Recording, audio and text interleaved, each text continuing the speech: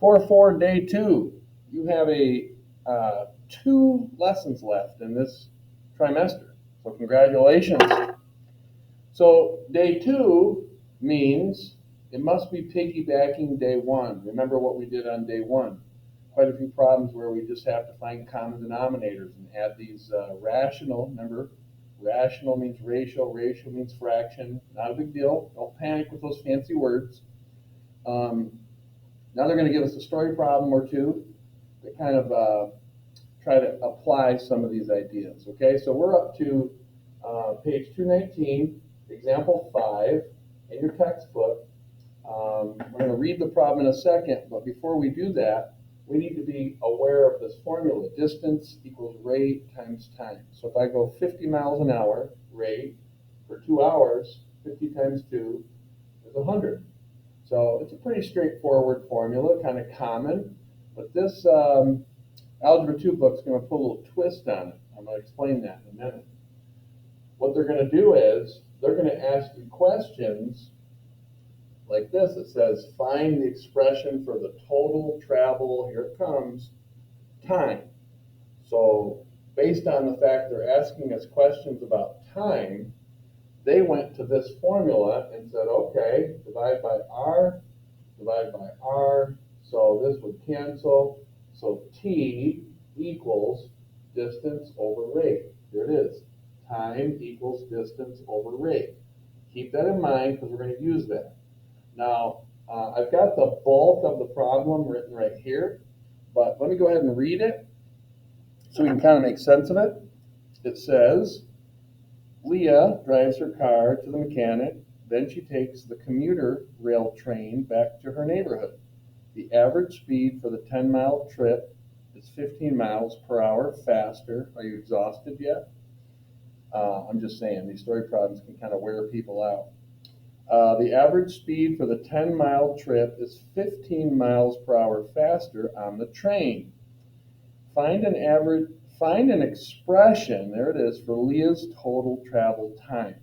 If she drove 30 miles per hour, how long did this take? All right, we'll get to that last question. If she drove 30 miles per hour, how long did this take? But the main thing I want to talk about is the first question.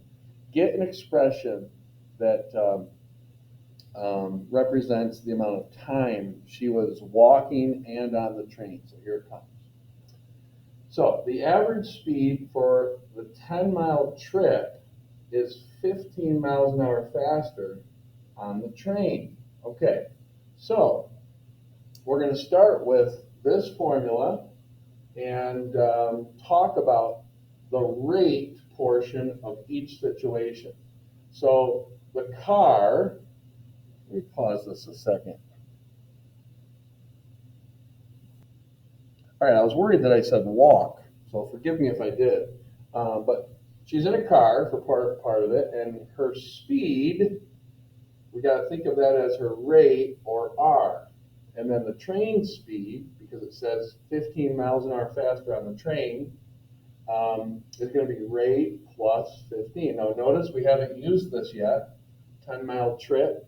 Sometimes there's extra information. You just have to know that. Sometimes it's necessary to use it. That's kind of the challenge of these story problems. But you notice this right here is our distance, and that's part of our formula right here. So we got the distance in the top. So now we'll take the car situation into play. The total time represented that she's in the car would be the 10 miles over her rate, which is R. Remember, that represents time. Now, how about the train? The train would be a total of 10 as well. And then the rate of speed of the train is R plus 15. Now, notice it says, find the expression for the total travel time. Technically, you could say, you know what, I'm done. But they want it in simplest form. So when you see this, find expression, there's an implied rule there. Find it, and then if you can keep going, you should keep going. Remember what we did yesterday. We found common denominators. So look, this is r plus 15. I'm going to think of it as one thing. This is r. So what's my common denominator going to be? R times r plus 15. And I'm going to do the same thing for this one. R plus 15. Now, if we stick with the program and kind of talk the way we talked when I taught it yesterday or the day before lesson, what do I got to multiply that by to get this? Well, that would be r plus 15. I hope that red marker is showing up. And then I have to do the same thing to the top. So in the numerator, I would get this and this, 10r plus 150. Then down here, I got to ask myself the question, what do I got to multiply this by to get this? That would be r, so I got to multiply that by r, and that's pretty simple, 10r. So, running out of space over here, but I think I can squeeze it in. 10r plus 10r is 20r plus 150 all over r plus 15. And there's the answer they want in simplest form. Let me pause this a second. And the next part of the question asks, and I didn't write it on the board, but it asks, if she drove 30 miles an hour, let's stop right there. If she drove, not the train, she drove. That means let r be 30. And notice our formula, or our new function, has r's in it. We don't have to worry about the train. This is the function we're going to use to solve it. So if we know the function time based on her speed is given in this formula or function, we can just let r equal 30. So really we're going to find t of 30. That just means plug it in and crunch some numbers out. Now one of the things I like about this book, they don't give you these nice, neat answers all the time, and that's closer to reality.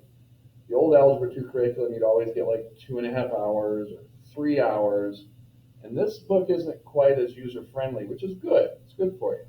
So then we get 600 plus 150 in the top. We get 750 all over. This is 45 times 30. I'm going to pause this a second so I don't bore you to death. So if you look at it, I got 750 from the top. I got 1,350 from the bottom. And I already know this, but if I divide that by 10 and divide that by 10 or divide them by 25 or even 50, I'm eventually going to get down to 5/9. Now, the question you have to ask yourself is, can you leave that as your answer? Probably not. It asks you, really, how long? Now, remember, r is miles per hour. What does T stand for? Well, because everything is based on hours, it's number of hours. Now, what we just found was we have 5/9 of an hour. Now, how do you calculate this? Well, it's less than 60 minutes. It's less than 1 hour. So I'm going to multiply that by 60 minutes just so I can convert this and then reduce. So 3 goes into 9 3 times, 3 goes into 60 20 times, 5 times 20 is 100 over 3. And that's like 33.33 repeating minutes. So they say about 33.3 minutes. So there you go. You're going to have a problem similar to that on your homework, okay? And there is one, I believe, yeah, there's one similar to that in your example problem videos. So if that one kind of threw you for a loop, hopefully I'll firm it up on your example problem very similar to this one. Good luck.